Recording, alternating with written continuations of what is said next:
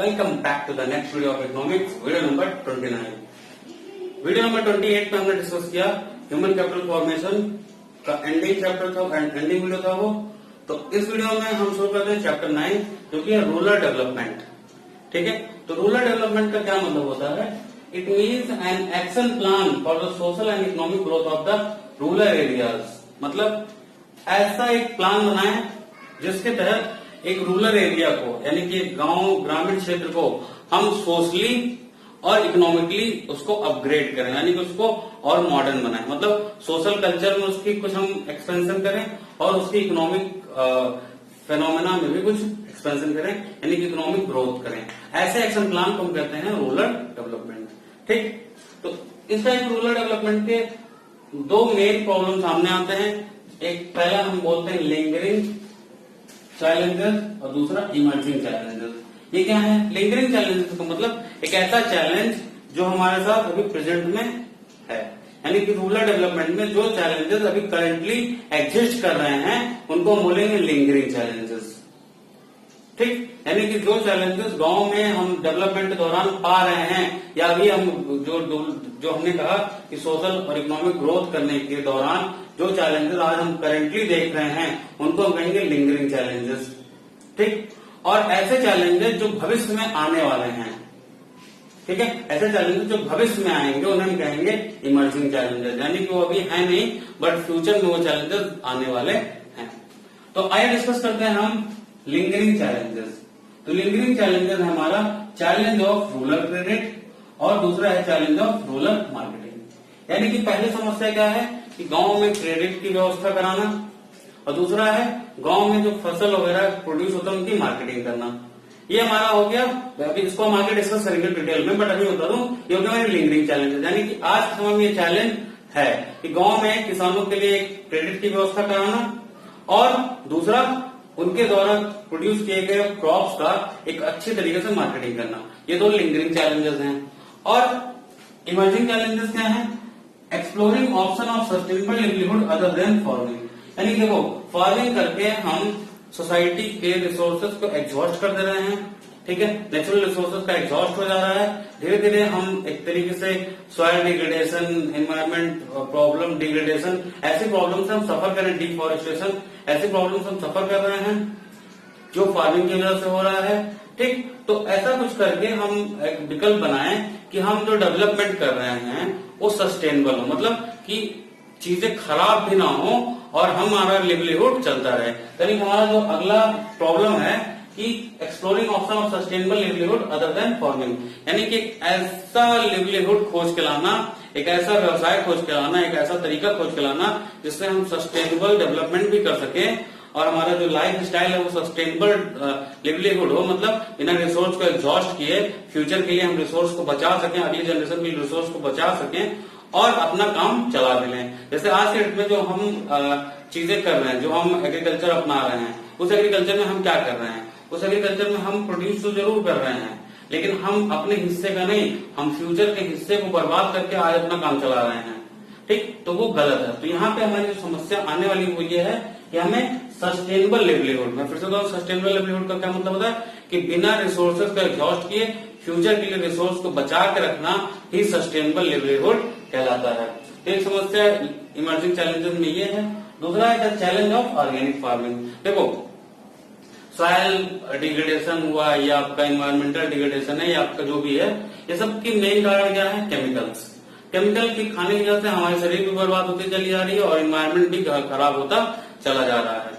ठीक, water pollution का एक मेन कारण है केमिकल का यूज होना। ठीक है, तो इससे बचने के लिए हमें क्या करना होगा? ऑर्गेनिक फार्मिंग अपनाना होगा। ऑर्गेनिक फार्मिंग का क्या मतलब है? एक इस तरीके से फार्मिंग करना जिसमें केमिकल का यूज जीरो कर दें। तो ये हमारे इमर्जिंग चैलेंजेस है। अभी हम ऑर्गेनिक फार्मिंग और ये सब की बात ना करते हुए हम बात करेंगे लिंगरिंग चैलेंजेस में। तो आइए समझते हैं लिंगरिंग चैलेंजेस में। तो लिंगरिंग चैलेंजेस में पहला प्रॉब्लम है the challenge of rural credit. ठीक, the challenge of rural credit. Rural credit की आवश्यकता क्यों पड़ती है? अब देखो, गांव में सबसे मेन एक्टिविटी क्या है? फार्मिंग। फार्मिंग के लिए हमें क्या चाहिए? पैसा। पैसा क्यों चाहिए? देखो ध्यान से, जो एक फार्मर होता है जब वो हार्वेस्ट करता है और उसकी जब उसको सोइंग के टाइम आता है, उसको काटने का जब समय आता है, इस दौरान एक अच्छा गैप क्रिएट हो जाता है। इस गैप में फार्मर के पास पैसे कम हो जाते हैं। ठीक है, मान लीजिए एक बार हार्वेस्ट करने के बाद कुछ पैसा आया और अगली सीडिंग जब उसने कर दिया तो पैसा वहां खत्म हो गया। अब इस दौरान वो बीच का खर्चा कैसे चलाएगा, उसके लिए उसे क्रेडिट की जरूरत पड़ती है। तो क्रेडिट के बिना रूरल डेवलपमेंट करना पॉसिबल नहीं है। नई नई मशीनें, नए नए सीड्स, नए नए टेक्नोलॉजी खरीदने के लिए फार्मर्स को क्या चाहिए, एक लोन चाहिए। तो रूरल क्रेडिट होना चाहिए। ठीक है, रूरल क्रेडिट की अगर हम बात करें तो शॉर्ट टर्म क्रेडिट और लॉन्ग टर्म क्रेडिट और मिड टर्म क्रेडिट होता है। शॉर्ट टर्म क्रेडिट क्या होता है, ऐसे क्रेडिट जो फार्मर्स लेता है सीड्स खरीदने के लिए, ठीक है, फर्टिलाइजर्स, पेस्टिसाइड्स, इंसेक्टिसाइड्स खरीदने के लिए, उसको हम बोलते हैं शॉर्ट टर्म लोन। जिनको बेसिकली वो 6 महीने 2-3 महीने तक वो 2-3 महीने के दौरान या 6 महीने के दौरान उसको लेकर और उसको चुकता कर देता है। एक होता है mid term loan. Mid term loan का क्या मतलब होता है, मशीन वगैरह खरीदने के लिए, ठीक, जैसे ट्रैक्टर, हार्वेस्टर, ये सब खरीदने के लिए वो एक मिड टर्म लोन लेता है, जिसकी टेनर लगभग 1 ईयर से ज्यादा होती है। और सबसे जो बड़ा लोन लेता है उसको कहते हैं लॉन्ग टर्म लोन।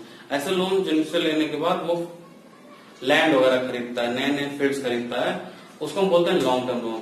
ये बेसिकली इनका टेनर लगभग 5 ईयर से ज्यादा का होता है।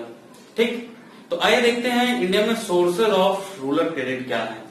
ठीक है, तो सोर्सेज ऑफ रूरल क्रेडिट का मतलब यह है कि लगभग हमारे पास 2 सोर्स हैं, एक इंस्टीट्यूशनल, दूसरा नॉन इंस्टीट्यूशनल सोर्स।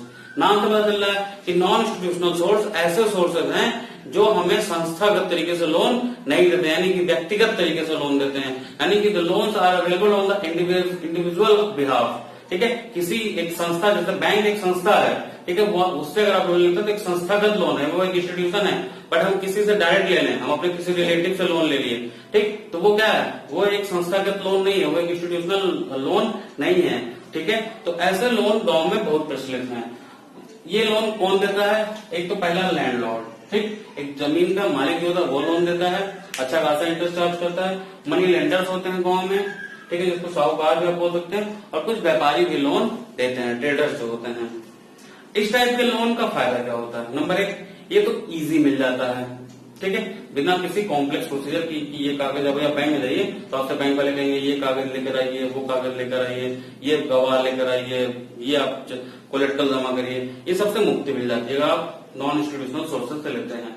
ठीक है, वो आपसे मॉर्गेज भी नहीं कराएंगे, कुछ बंधक भी नहीं बनाएंगे, कुछ गिरवी नहीं रखवाएंगे, आपको तुरंत लोन देंगे।